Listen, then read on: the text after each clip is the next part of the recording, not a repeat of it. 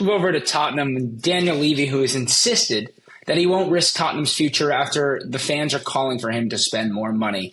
What did you make of his comments and the club's figures and how they'll move forward to rejoin the harmony between, the fans and the club? Because we saw obviously this weekend with what happened with Ange and cupping his ears to the fans. It's not a good situation. It's not a good situation at all. And I thought, no, I was just shaking my head. Don't do it, Ange. Don't. He seems to have lost the plot, I'm afraid. And it's, lovable old Aussie Ange has gone into grumpy old Ange, and I'm afraid it's just not working. And the relationship's broken down with the fans, and I think it's now irreparable. And he knows it. And I think everybody knows that it's going to be coming to a situation when Spurs are going to move for a new manager at the time they get the right target. And I'm sure those talks are already going on behind the scenes.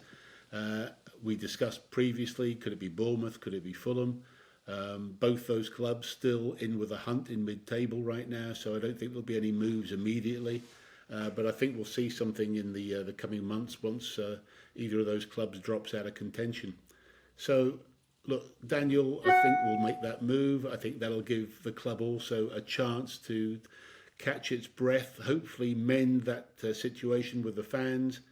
And, a new manager coming in, then that gives Daniel a chance to say, right, okay, I am going to increase to a degree the amount I'm going to let you invest with a new manager.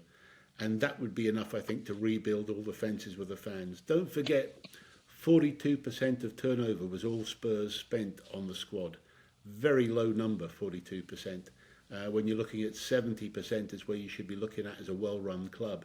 Even if he went to 50%, I think that would probably be enough to satisfy a lot of the fans and would be a significant number and should be enough for a new manager coming in. So let's see where that goes. But I think we're going to see a reset for Spurs in lots of ways going forward this summer.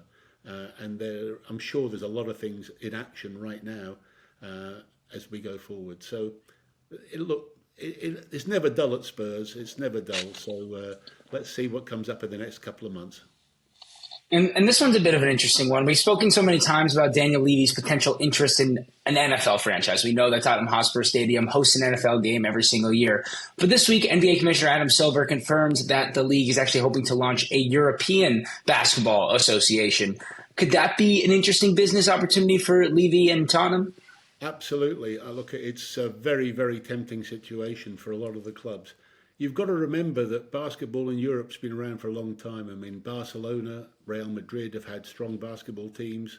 There's teams in a lot of the clubs that have done there. When I was at Everton, I started a basketball team. We had the Everton Tigers, and even in a couple of years, we went on and we won the British Basketball League title. And that showed us there was an appetite straight away for basketball in the UK. I do think you'd have a very strong basketball league. I'm amazed it hasn't happened so far.